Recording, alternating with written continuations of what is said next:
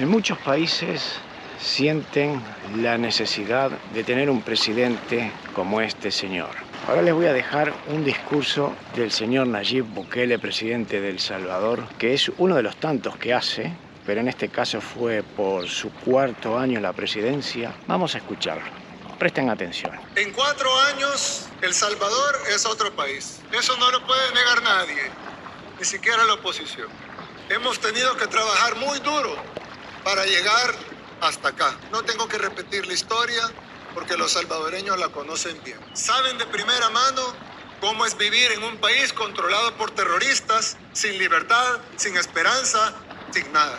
Y lograr lo que aquí hemos logrado no ha sido el trabajo de pocas personas, sino una labor titánica de miles de salvadoreños. Algunos de ellos incluso perdieron su vida para salvarla de otros. Ahora tenemos un nivel de seguridad de que países de Latinoamérica sueñan. No lo digo para jactarnos, sino para que cada uno lo analice y sea consciente de lo que hemos logrado. Perdimos el miedo, detuvimos la caída libre en la que veníamos y comenzamos a volar incluso por encima de nuestras expectativas.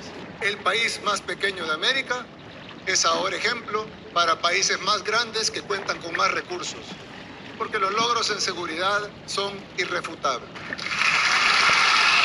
¿Qué les ha parecido? Bien, ¿no? ¿Quién no le gustaría tener un presidente así? La verdad que cada palabra justa y necesaria. Y no solo de palabrerías, sino con actos. No hace falta que les mencione a ustedes todo lo que ha hecho a favor de su país. Los propios salvadoreños, que tiene, digamos, la aprobación de casi el 100%, prueban su mandato. No sé cómo será El Salvador el tema de las reelecciones, si se puede presentar nuevamente a la candidatura a la presidencia y poder seguir en el gobierno.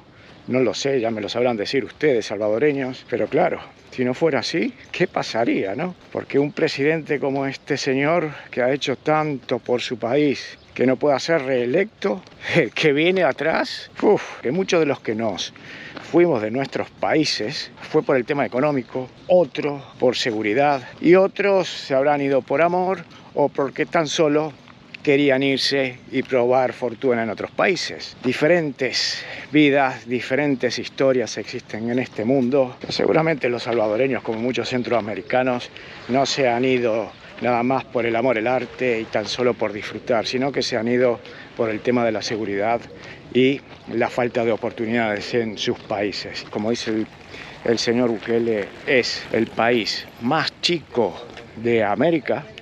No sé si tienen en cuenta el Caribe, porque obviamente en el Caribe todas esas islas son más pequeñas que El Salvador, entonces me lleva a la confusión. Y es que claro, todos los que nos fuimos tratamos de irnos a países supuestamente más seguros, con mayores oportunidades, como es el caso de Estados Unidos, el caso de Europa, España en particular. Y la vida no es fácil para el emigrante, porque venir a España quizás sea más fácil porque el tema idiomático no es una barrera.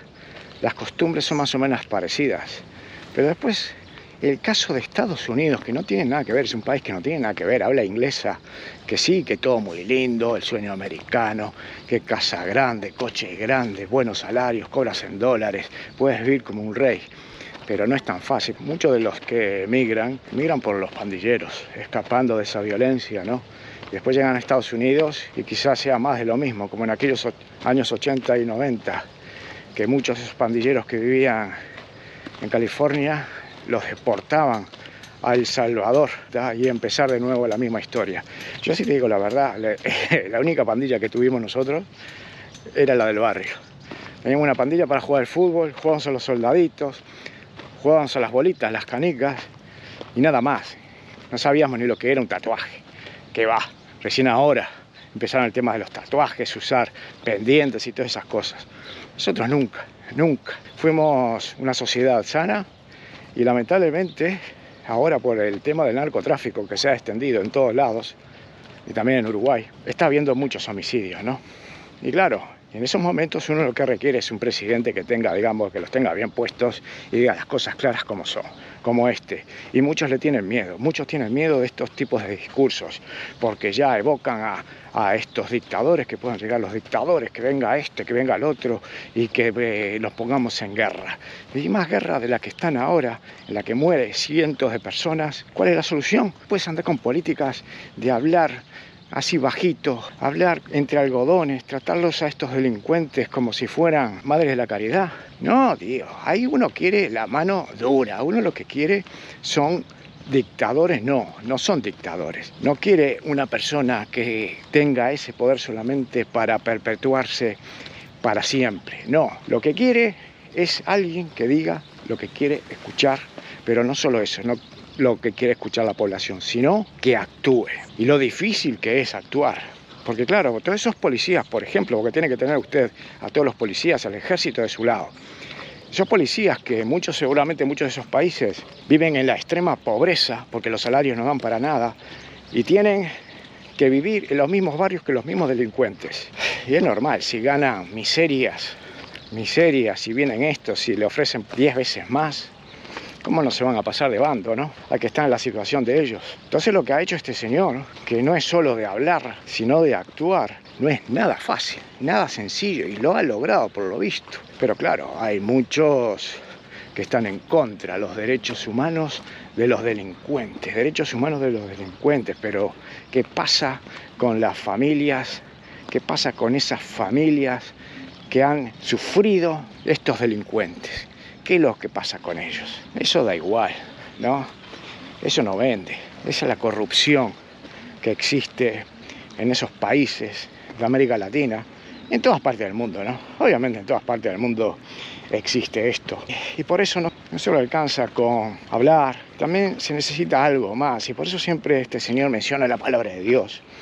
Gracias a Dios, bendiciones y todo eso, porque obviamente uno necesita algo más, algo intangible, algo que no se pueda palpar para poder creer y lograr las metas que uno se ha puesto, de darle a la población lo que está pidiendo, sin caer en la demagogia de la palabra vacía. Y este señor por lo menos lo ha logrado. Y yo, de verdad, a mí me pueden decir lo que quieran, ¿no? Que puede ser un dictador, no queremos volver a aquella época, porque claro, uno está aquí tranquilamente, en un país como España, que no pasa nada, toco madera, no tengo nada cerca, espero que no pase nada. Lo que están viviendo en esos países, por ejemplo ahora en Guatemala, que ha habido elecciones que van a balotaje, han querido cambiar drásticamente.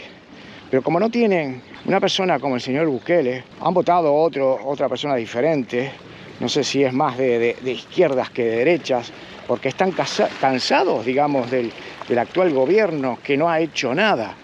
Y tiene a la población sumergida en la pobreza, 60% de pobres en Guatemala.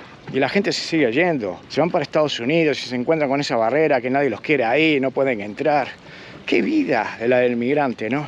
Ahora bien, uno como inmigrante siempre le ronda en la cabeza el volver a su país. Las pautas, por lo visto, en El Salvador, después de 4 años, están dadas para muchos aquellos salvadoreños que quieran volver a su país. Pero el tema no es solo, claro, la seguridad, que es uno de los pilares muy importantes por los que uno se va, sino es la economía. Porque claro, después de emigrar hacia un país como Estados Unidos, en el cual supuestamente es donde más se gana, donde mejor se vive, estarían dispuestos a volver a su casa, volver a empezar de cero. Ya uno ha cambiado, siempre están las ganas.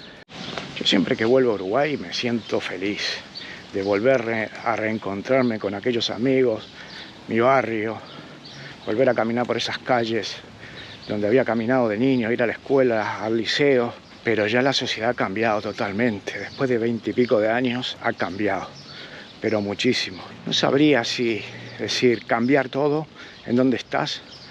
Obviamente si estás cómodo, ¿no? O si estás ya con tu vida hecha, ya tienes tu familia, económicamente te va bien o subsistes, pero va bien, volver a empezar de nuevo. Obviamente si te vas y las cosas no te van bien, tratarás de volver y a empezar. No, más cuando ves o escuchas de que las cosas están mejorando en tu país de origen. Pero es muy difícil esa decisión, ¿no? Cuando ya tienes hijos, nietos, ellos no se van a adaptar seguramente. Se han adaptado a una sociedad, la americana, la europea, y volver hacia atrás va a ser difícil para ellos, ¿eh? Pasa con mi hijo, que cuando va a Uruguay, él está enamorado, canta el himno con todas las ganas, pero una cosa es verlo desde fuera y otra cosa es vivirlo desde adentro, cuando si uno quiere empezar una nueva vida necesita tener un buen trabajo, y los trabajos que hay, ya sabemos lo que hay, no da ni para llegar a fin de mes. Entonces, ¿para qué? ¿Para qué volver? No solo la seguridad es necesaria. Se ha hecho un poco largo el discurso de hoy, ¿no? Pues nada, la dejamos aquí. Les mandamos conjunto a Chispita, Chispi. Un abrazo grande para todos y nos vemos en el próximo video. Chao, hasta la próxima.